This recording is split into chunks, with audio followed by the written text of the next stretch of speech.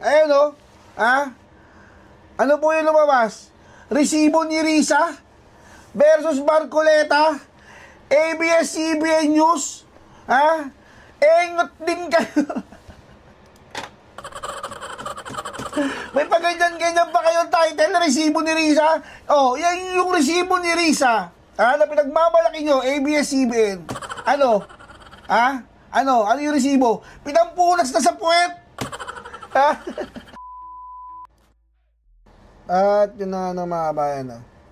Pag-usapan nga po natin. Pag-usapan nga po natin, mga kabayan. Ito pong, ito pong si Miss ChatGPT. Matakin nga mga kabayan, nag-sorry na po pala. Umaamin na po pala, hindi po pala nag-sorry. Ganun ba yun? Pag nag-sorry, di ba parang gano'n na rin yun? Pag umamin ka, parang ka na rin nag-sorry. Comment nyo na so ba? Hindi po ito. Ito po, pakinggan nyo mababayan. Nag-post po si Rizzo Tiberos, ng kanyang paliwanag sa paggamit. Doon sa pagkakamali po niya, sa debate po nila ni Senator Marcoleta.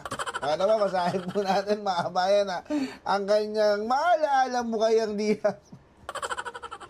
Upon checking again the many reversals in the League of Cities decision were not decided unanimously. Yan ang sinasabi ko sa'yo, kaka-jet.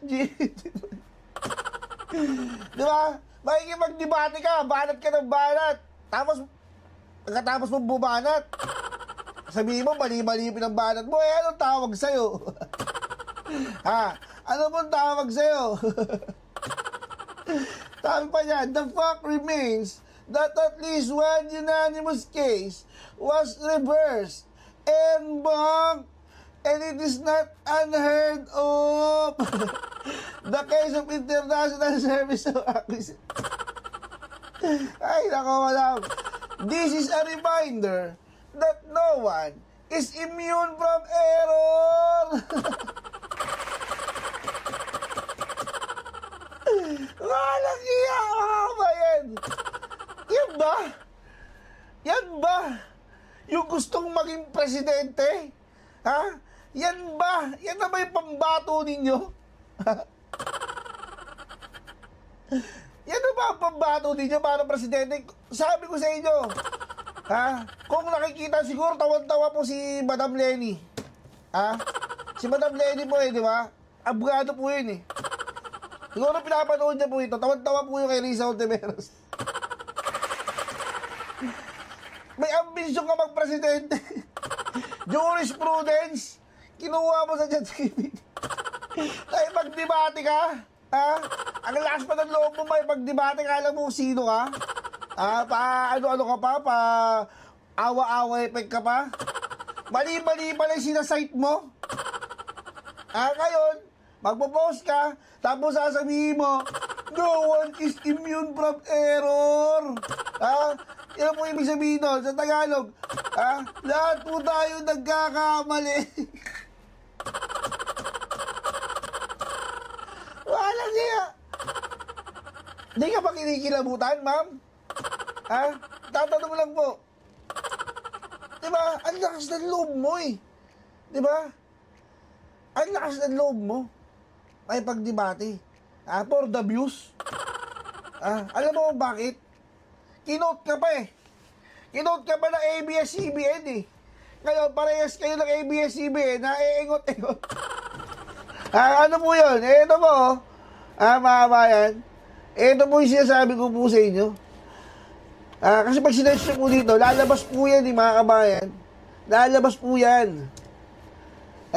Pag kinlik nyo po yung Risa versus Marcoleta, ano ba? May lalabas po dyan. Ano po yung lumabas? Resibo ni Risa versus Marcoleta. ABS-CBN News. Engot din kayo. May paganyan-ganyan pa kayong title, resibo ni Risa. Yan yung resibo ni Risa. Na pinagmamalaki nyo, ABS-CBN. Ano Ano yung resibo? Pinampunas na sa puwet! Ha? Alam niyo po yan, no? Minsan pag na-CBR ka, nag-jobebs ka. Tapos pagpasok mo, siyempre, tay-tay ka na, tatakbo ka. Pagpasok mo sa CR, kita mo yung cubicle, upo ka na, hubad. Upo. Nakatae ka na. Diba? Pagtingin mo sa gilid mo, walang tissue, mga kabayan. Walang tissue. Buti na lang, pag bunot mo sa wallet mo, binuksan mo, uy, merong laman. 1,000 o kaya resibo.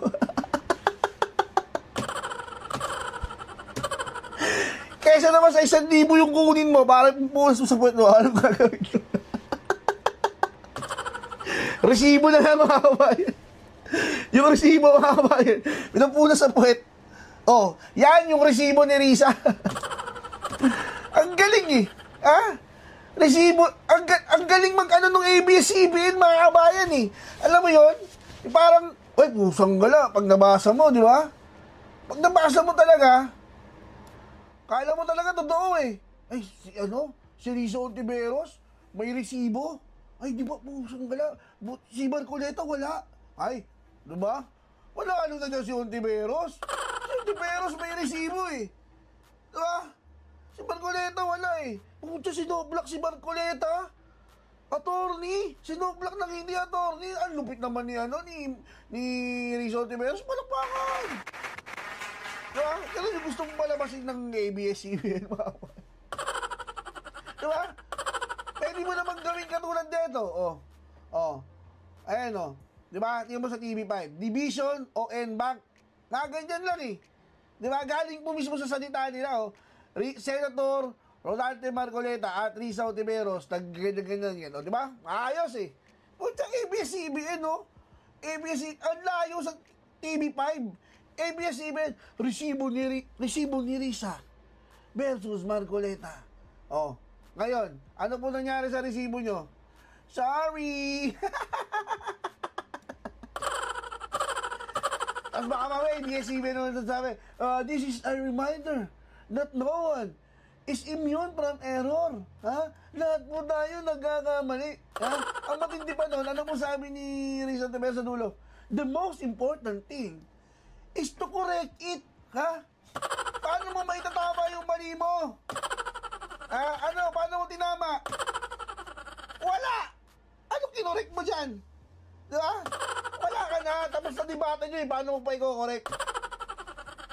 The damage has been done. Kukorek mo. Pag public apology ka, yun ang correct. Yun ang pagkukorek, Ayaw ka dyan. Ang galing mo press con ka ba? Mag-press con ka. Sabi mo, umamin ka na. Kung ako sa'yo, ganito gawin mo. Ako po, si Risa Ontiveros, ay humihingi po ng tawad dahil ako po ay nag-cite ng jurisprudence galing sa ChatGPT. Hindi ko na po ulitin. Ako sa inyo, sibakin mo na yung mga staff mo. Mga staff magbigay sa'yo ng index card. Mga staff mo niya nagbigay ng index card eh. Ang lakas kasi ng loob, mga kabayan, di ba? Gaganyan. Tignan niyo mga kabayan, panoorin niyo. Lakas ng loob eh. Sagot dun sa tanong ng good gentleman mula sa Tarlac, that in fact, the Supreme Court has reversed a unanimous decision in a lot of instances before. In a lot of instances before daw kasi, mga kabayan.